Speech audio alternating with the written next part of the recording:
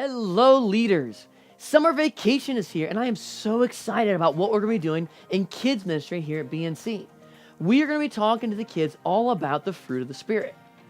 Now, I may dip into one of those every now and again for our devotions, but today I want to talk about something different.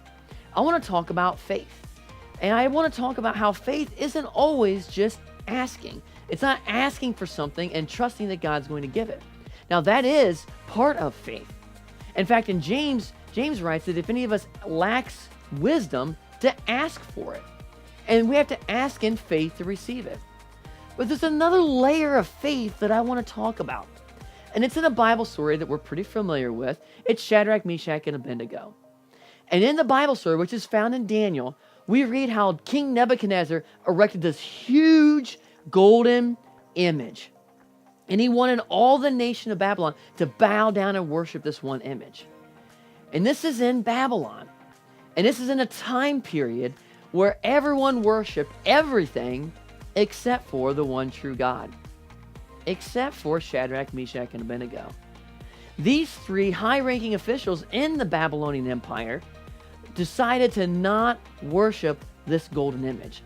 And they chose instead to worship the one true God. This didn't make King Nebuchadnezzar all too happy.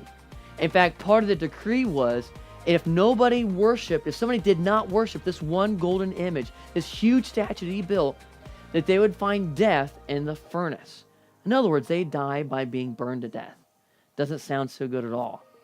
And when King Nebuchadnezzar finds out that Shadrach, Meshach, and Abednego have not responded in the way that he wants them to, they haven't been obedient to him, but they've been obedient to the one true God, he calls them before them. And he asks them, this is what you're supposed to be doing. Why aren't you doing this? And I want you to listen to what their response is. If our God, the one that we serve, is able to rescue us from the furnace of flaming fire and from your power, your majesty, then let him rescue us.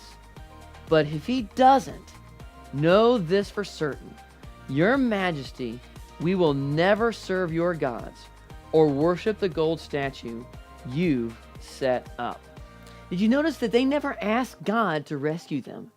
They simply trusted. They affirmed that they believed that God could rescue them, but that even if God chose not to, they were still going to remain confident in their God. I've never faced a fiery furnace, but I've faced some fiery trials in my life. And some of them I've utterly failed at. Others, though, I've seen God not deliver me from them, but I've seen God deliver me through them. And he's used them in my life to build character in me. I don't know where this devotion finds you at today, but I want to encourage you. If God doesn't rescue out of a circumstance, I want you to start looking at how God's going to rescue you through the circumstance. And have that kind of confidence, have that kind of faith, that layer of faith that Shadrach, Meshach, and Abednego did with the King Nebuchadnezzar. And we know the end of the story when they throws them into the fiery furnace and they're standing there, a fourth person emerges. And that fourth person, the Bible describes as one like the Son of Man. God was with them amidst the fire. And he's amidst with us in our fiery trials that we face. God may not rescue us from them, but he may be rescuing us through them. I want to encourage you in that. I'm praying for each one of you by name. I love you guys, and I want to thank you so much for what you do and the impact you are making in kids' lives here at BNC.